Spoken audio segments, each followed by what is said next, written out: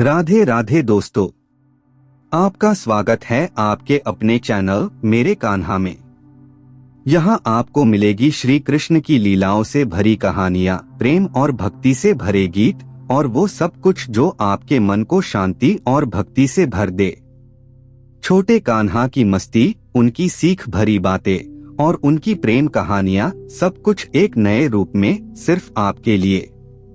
चाहे आप एक बचपन से कान्हा के भक्त हो या नए रास्ते पर हो या चैनल बनाया गया है हर उस दिल के लिए जो कहता है मेरे कान्हा, तो जुड़ जाइए हमसे, सब्सक्राइब कीजिए और इस भक्ति यात्रा का हिस्सा बनिए।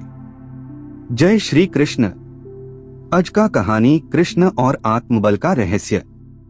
वृंदावन में अचानक एक डरावनी अफवाह फैलती है कि पास के जंगल में एक अदृश्य दैत्य है जो आवाजें निकालता है और बच्चों को डरा देता है। सब डरे हुए हैं। कृष्ण निश्चय करते हैं कि डर का सामना करेंगे और उस दैत्य के पीछे की सच्चाई सामने लाएंगे। गांव के बच्चे अब जंगल की ओर खेलना बंद कर चुके हैं। कोई कहता है वहां रोने की आवाज आती है, कोई कहता है झाड़ियों में कोई परछाई दिखती है। कृष्ण सब सुनते हैं और चुपचाप मुस्कुराते हैं। कृष्ण, बलराम, सुभाष, राधा और ललिता, ये 5 दोस्त तय करते हैं कि वो डर का सामना करेंगे। कृष्ण बोले, डर हमें तभी हराता है जब हम उससे भागते हैं।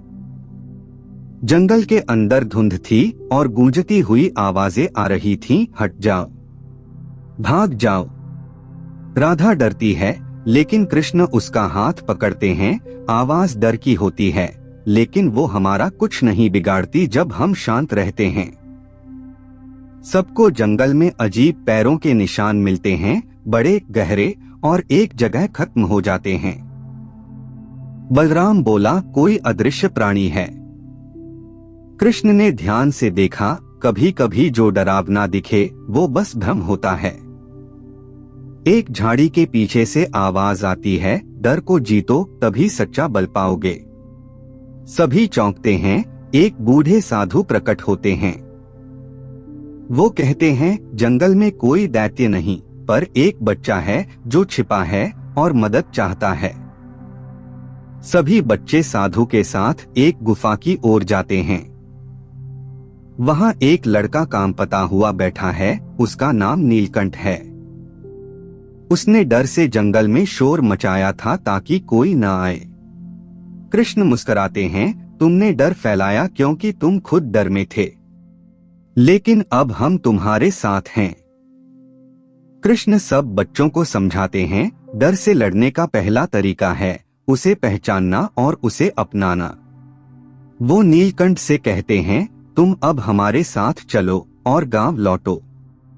जब सब गांव लौटते हैं, बच्चे सबसे कहते हैं, कोई दैत्य नहीं था, डर था और हमने उसे दोस्त बना लिया।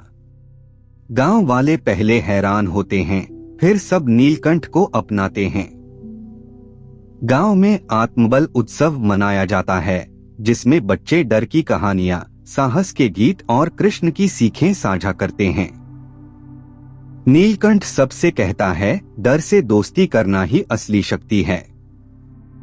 ये कहानी से ये सीख मिलता है कि डर तब तक ताकतवर लगता है जब तक हम उससे भागते हैं। जब हम उसे समझते हैं तो वो हमें समझदार बना देता है।